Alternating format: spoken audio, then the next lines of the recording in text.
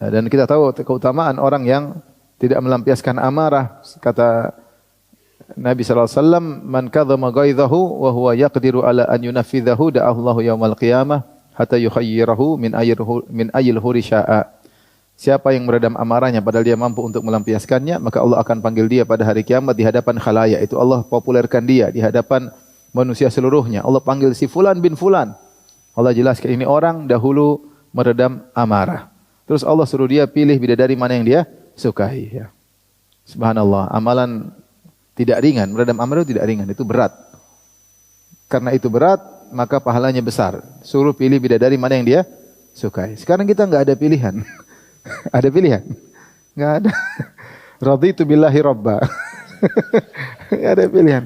Apa yang Allah kasih kita terima. Enggak bisa pilih. Di akhirat bisa milih. Ya. Makanya sabar, hidup ini perlu kesabaran. Bisa marah tapi diredam. Marah, mungkin marah sama anak buah, marah sama bawahan, marah sama anak, marah sama istri. Sabar ya. Kalau istri bikin ngomel-ngomel enggak usah marah, sabar, senyum aja. Kenapa senyum, Mas? Nabi bersabda, siapa yang meredam amarah disuruh pilih bidadari hari kiamat. Wal afina 'anin nas, dan yang memaafkan orang lain lebih berat lagi daripada sekedar meredam amarah. Karena meredam amarah terkadang masih gurundul di hati. Terkadang meredam amarah pingin balas dendam suatu saat, dia meredam. Tapi kalau wal afina 'anin nas lebih tinggi lagi, dia memaafkan orang lain. Dan ini ibadah luar biasa sulitnya tapi pahalanya luar biasa. Memaafkan orang lain. Kenapa? Pertama, ibadah ini ya tidak bisa kita lakukan kecuali kita sedang dizalimi orang. Sedang dikata-katain, sedang diambil hartanya, sedang dipukulin orang, dijatuhkan kedudukannya.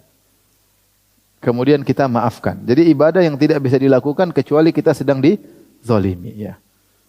Dan namanya orang ketika dizalimi inginnya membalas.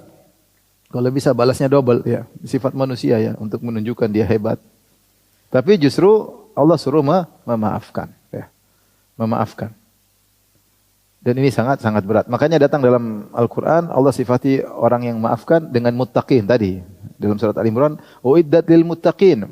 Allah siapkan surga bagi orang yang bertakwa. Siapa? Yaitu memaafkan orang lain. Kemudian Allah akhiri, "Wallahu yuhibbul muhsinin." Allah mencintai orang yang berbuat ihsan. Jadi orang yang memaafkan itu disifati dengan takwa, disifati dengan ihsan. Demikian ayat yang lain kata Allah, "Wa anta'fu aqrabu litaqwa." Kalian memaafkan lebih dekat kepada ketakwaan. Kalau orang tidak maafkan, dia susah untuk bertakwa. Karena kalau dia lagi balas, terkadang melampaui batas. Dan kalau dia sudah melampaui batas, maka dia sekarang posisinya menzalimi, bukan lagi terzalimi. Supaya mudah bertakwa, maafkan. Mudah maafkan. Maafkan, maka dia lebih dekat kepada ketakwaan. Fa'fu anhum wasfah, innallaha yuhibbul muhsinin. Kata Allah Subhanahu wa taala, maafkanlah mereka dan berlapanglah dada, sungguhnya Allah mencintai orang berbuat ihsan. Jadi orang yang melakukan memaafkan orang lain adalah orang mencapai derajat ihsan, dan ihsan adalah derajat yang tertinggi setelah Islam, iman, kemudian apa? Ihsan.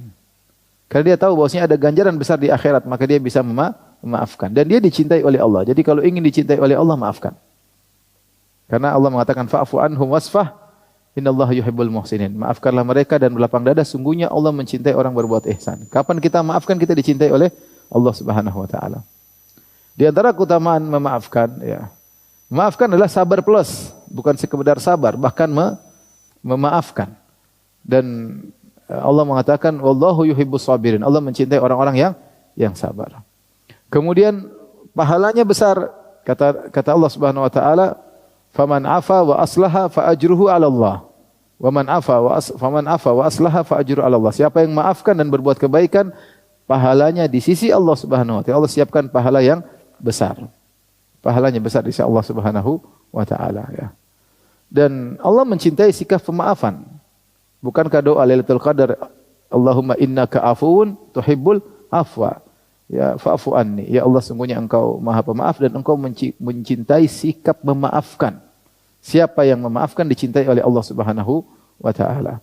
Kemudian juga keutamaannya siapa yang maafkan, dia akan dimaafkan oleh Allah Subhanahu wa taala. Kata Allah Subhanahu wa taala, "Wal ya'fu wal yasfahu, ala tuhibbuna ay yaghfirallahu lakum." Hendaknya mereka memaafkan dan berlapang dada. Tidakkah kalian suka jika diampuni oleh Allah? Al jaza min jinsil amal, balasnya dengan perbuatan. Kita ampuni orang, kita maafkan orang, kita dimaafkan oleh Allah Subhanahu wa taala. Jadi kalau kita bicara pahala maafkan luar biasa. Tapi ini akhlak. Ternyata ibadah itu bukan cuma baca Quran, bukan cuma salat malam, bukan cuma kita bersedekah, ya, bukan cuma kita haji umrah. Ada ibadah agung, memaafkan. Maafkan orang lain. Ya. Sampai Rasulullah pernah muji seorang sahabat yang dia sebelum tidur dia mengatakan, saya maafkan semua orang yang pernah mendolimi saya. Dan kalau orang sudah maafkan, dia akan hidup tentram, tenang. Dia tidak banyak pikiran. Ya sudahlah, orang dolimi saya banyak dosa. Saya maafin. Saya banyak dosa, kemudian ini cara Allah maafkan saya, mungkin tambah derajat saya. Jadi kita berusaha maafkan orang lain. Ya. Dan orang yang paling utama kita maafkan adalah orang rumah. Orang rumah. Anak-anak, istri, ya. Pembantu. Orang di rumah yang semuanya berkhidmat kepada kita, pegawai dekat kita, supir, ini yang paling utama kita maafkan. Makanya ketika Rasulullah ditanya, kam na'fu an khadim? Ya Rasulullah, berapa banyak kita maafkan pembantu? 70 kali sehari. 70 kali sehari. Pembantu, dia sudah bekerja, berusaha, kekurangan, dia kurang paham, dia salah ngerti. Sudah maafin. Ya, maafin ya.